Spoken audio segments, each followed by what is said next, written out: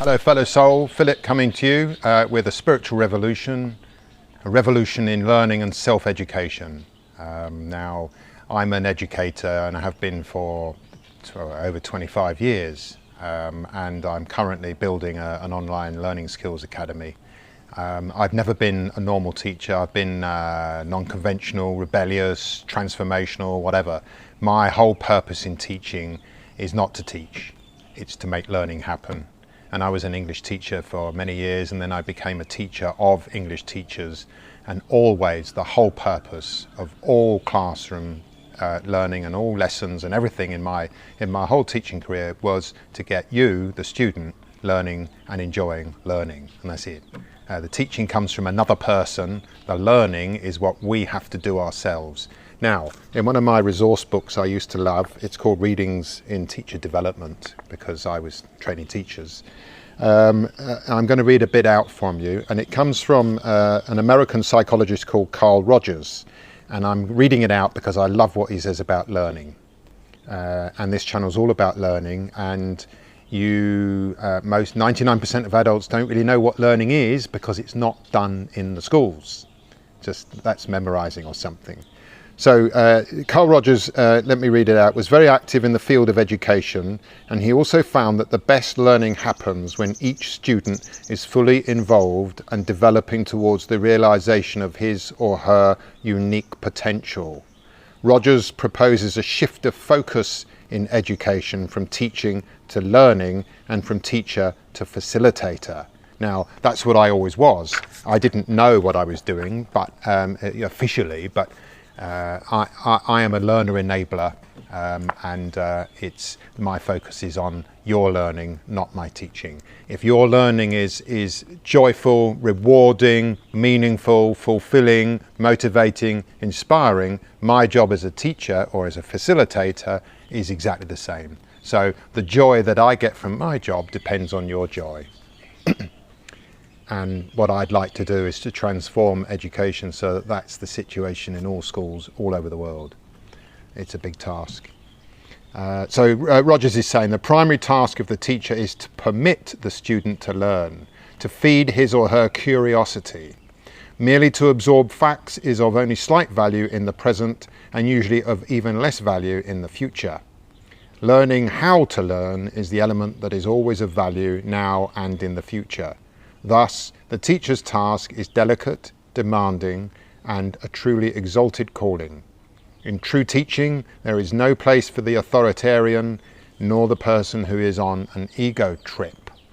Does that sound like our political leadership, and does it sound like what you remember at school?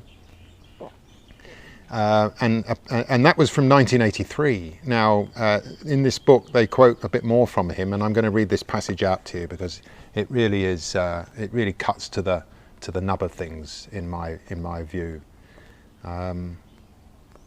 So this is Carl Rogers again. Teaching and the imparting of knowledge makes sense in an unchanging environment. That is why it has been an unquestioned function for centuries. And remember, this is 1983. But if there is one truth about modern man, it is that he lives in an environment that is continually changing. The only man who is educated is the man who has learned how to learn. The man who has learned how to adapt and change. The man who has realized that no knowledge is secure, that only the process of seeking knowledge gives a basis for security. Changingness, a reliance on process rather than upon static knowledge, is the only thing that makes any sense as a goal for education in the modern world. I see the facilitation of learning as the function that may hold constructive, tentative, changing process answers to some of the deepest perplexities that beset humankind today. We possess a very considerable knowledge of the conditions that encourage self-initiated, significant, experiential, gut-level learning by the whole person. We know that the initiation of such learning rests not upon the teaching skills of the leader, nor upon scholarly knowledge of the field, not upon curricular planning, not upon use of audio-visual aids, not upon the programmed learning used, not upon lectures and presentations, not upon an abundance of books, though each of these might at one time or another be utilized as an important resource. No, the facilitation of significant learning rests upon the certain attitudinal qualities that exist in the personal relationship between the facilitator and the learner. How about that? These qualities or attitudes that facilitate learning, what do you think they are?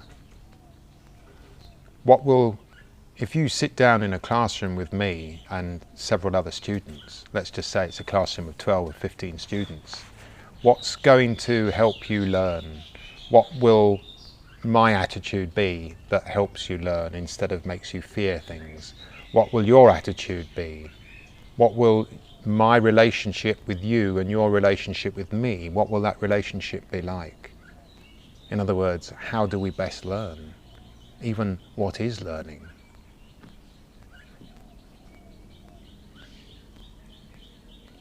So a spiritual revolution is a learning revolution, and I've conceived it as a way of bringing two key things to people. And that is how to learn and the joy of the learning. Because when I'm convinced that any human being that learns the real learning, that engages in the real learning, finds it a joyful, motivating experience. How could curiosity and creativity and confidence be anything but motivating? Who could not want those? And if you don't want them, fair enough. But they're the key aspects for real learning. Because if learning's not motivating, your attention disappears and there's no learning. Because without attention there's no learning.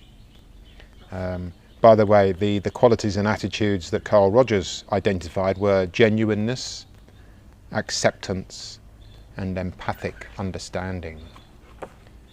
One of the things that my students often said to me was that one of the reasons they liked my teaching was that I never put them on the spot, I never made them feel bad, and I never basically said any of their answers were wrong. And I think that was important, because who am I to say that you are wrong? Because you live inside your own head, with your own heart, with your own context of life. Now, if I try and tell you that gravity goes at 1.2 meters per second, clearly I'm kind of wrong. But most of the learning is a unique personal experience based on our own personal past history of everything that we've learned and everything that we've believed and everything that we've experienced and understood. So I love that passage because it's identifying that the learning is for you, the student. One last word on this. As a teacher who promoted learning, I was always learning myself. So it was like I was co-creating a learning experience with my students. They were learning whatever they were learning. I just heard a big noise. It could be a bird that flew into the window, I'm not sure. So in my classroom, my students are learning whatever they're learning, but I'm learning whatever I'm learning, and I'm in the spirit and the attitude of learning. And in that attitude, I'm not going to come across to you as an authoritarian person who you then begin to fear, and so you shut down heart and mind. Okay, thank you for listening. Any comments, put them in the box, and I'm going to continue bringing you videos, hopefully daily, to give you insights, some tips, maybe strategies, food for thought, to contemplate and improve your life with the extra knowledge and understanding that you get from them. Have a great day wherever you are, and I'll see you next time. Bye bye.